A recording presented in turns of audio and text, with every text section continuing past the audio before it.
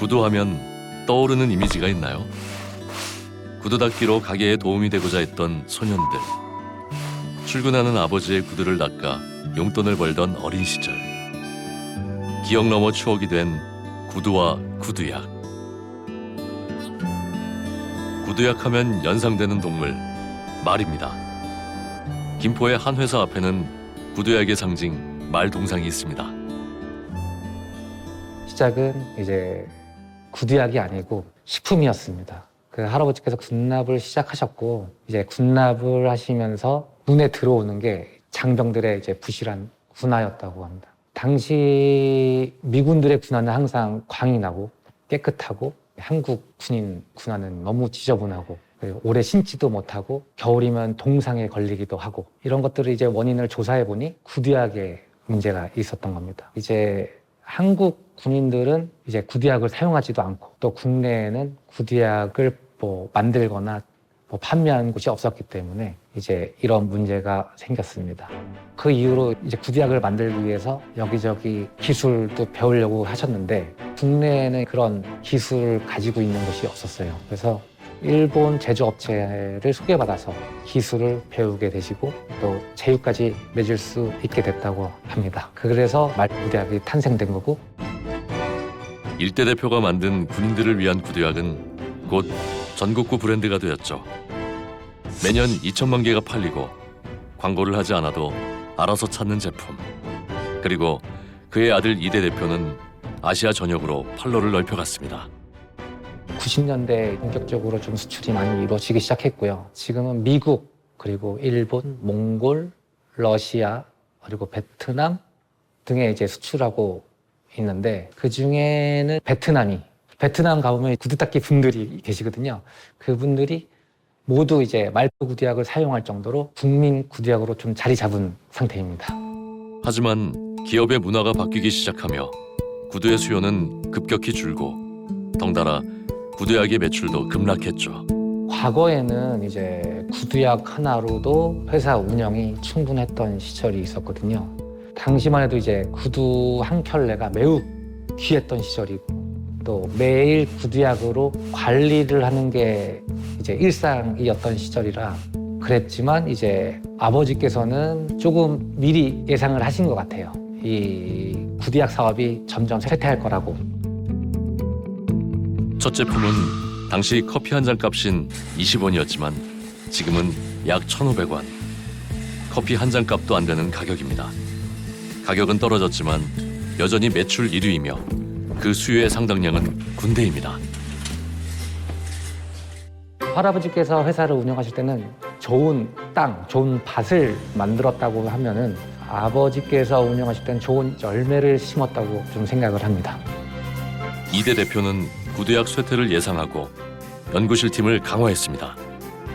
제품 다각화를 위해 자동차 용품, 건물 관리 용품, 식기세제 등을 개발하고 회사는 제2의 전성기를 맞게 됐습니다.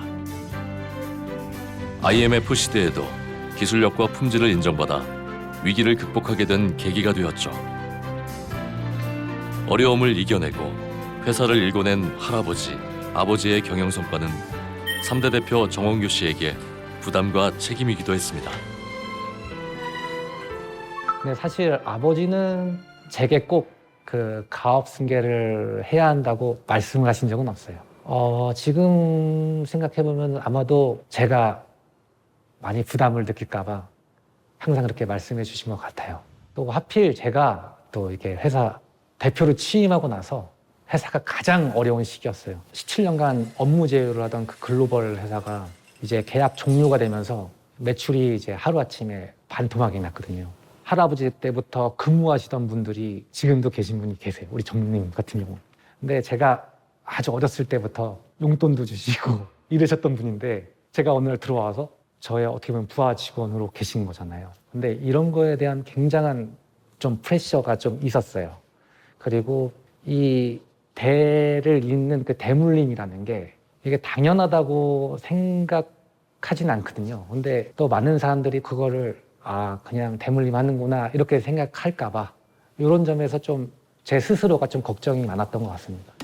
우리가 창업주는 어떤 사람들을 창업주라고 얘기하나요? 성공한 사람들을 창업주라고 얘기합니다. 자, 성공한 아버지 밑에 자식은 굉장히 힘들다는 말을 하죠. 왜냐하면 아버지는 이미 성공한 사람이기 때문에 자식들은 그 성공을 넘기가 굉장히 힘듭니다. 자, 그러니까 창업주는 저렇게 잘했는데 왜 넌 못해? 그 얘기는요, 못한 창업주를 없애고서 얘기하는 거예요. 그거는 마치 엄친아와 똑같습니다.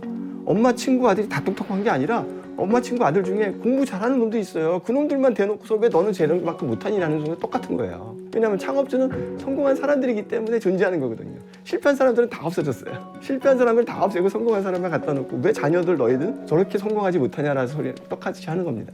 아버지 때 하던 일, 아버지 대기업 때문에 힘들었고, 또는 중소기업 하고 있는 일 그다지 사회에서 존경받는 것 같지 않고 차라리 대기업의 월급쟁이가 나는 더 존경받는 직업인 것 같고, 사자 있는 그런 직업이 더 좋은 것 같고, 이렇게 사회가 인식을 하고 있기 때문에 자꾸 아버지의 사업을 물려받으려고 하지 않고, 또 아버지의 사업에서 뭔가 새로운 걸 할 수 있다는 생각을 하지 않고, 그것이 문제인 거죠. 그러니까 어떻게 보면은 2세, 3세한테 교육을 한다기보다는 사회 분위기가 바뀌어야 돼요. 가업을 승계한다는 것 자체가 존경받는 일이 돼야 돼요.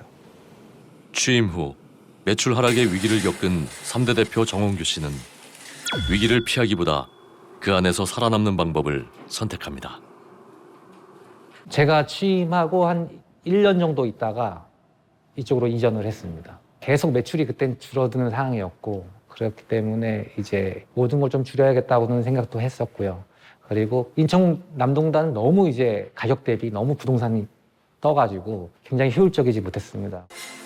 회사의 위기와 기회는 같이 왔습니다.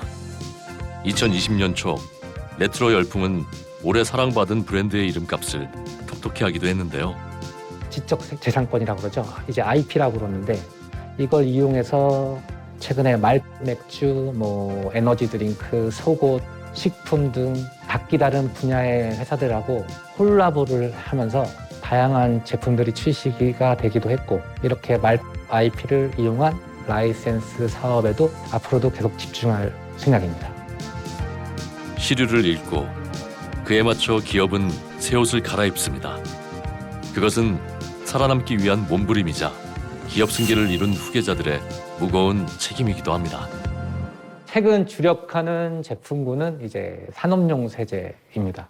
현재 매출이 가장 큰 건물 관리용 왁스부터 구두약을 비롯한 생활용품들, 그리고 최근에 청소용품 도도매 회사를 인수를 했습니다. 그러면서 이제 사실 회사에는 때 빼고 강내는 제품들은 모두 다 있습니다. 당연히 기업들이 우리가 이제 그 수종 사업이라고 해서 자기들이 먹거리 사업을 있어야 되잖아요. 그래서 그 먹거리 사업도 이 시기가 자꾸 이제 시간이 쭉 흐르면서 바뀌어가는 거거든요. 삼성전자가 예를 들어서 어떤 A라는 사업에서 큰 어떤 이득을 누리고, 그 다음에 또 하나는 큰 어떤 기업으로 성장했잖아요. 근데 또 지금 그것이 조금씩 바뀌어가고 있는 거거든요. 그래서 지금 보면 반도체 쪽도 있고 바이오 쪽도 있고 막 이렇게 지금 나누어 가는 것처럼, 음식을 말하면 가장 먼저 잘 이해가 되는데, 남들이 못 따라오는 그 음식 맛이 있거든요. 그 집에 가면은 꼭 그 맛이 나는데 다른 데 가면 그 맛을 알 수가 없어요. 막 느낄 수가 없잖아요. 그럼 그 집에 가게 되잖아요, 자꾸. 그렇게 해서 이게 어찌 보면 커스터머를 딱 잡아두는 건데, 그런 기술력이 있는 기업이 만약에 그것도 이제 조그맣게 보는 그런 스몰 비즈니스도 이제 그 상속이 되는 과정에서 어려움이 있다면 자기들도 그냥 눈물을 머금고 접을 거 아닙니까? 아버지 세대에서 어머니 세대에서 하던 그 비즈니스가 자식이 그걸 꼭 좋아한다고 볼 수가 없거든요. 그럴 때 그 사업에 어찌 보면 매력적으로 그 기업이 쭉 이제 흘러갈 수 있도록 옆에서 경제 환경을 이렇게 잘 만들어주는 거, 이것도 정말은 해야 될 일이죠.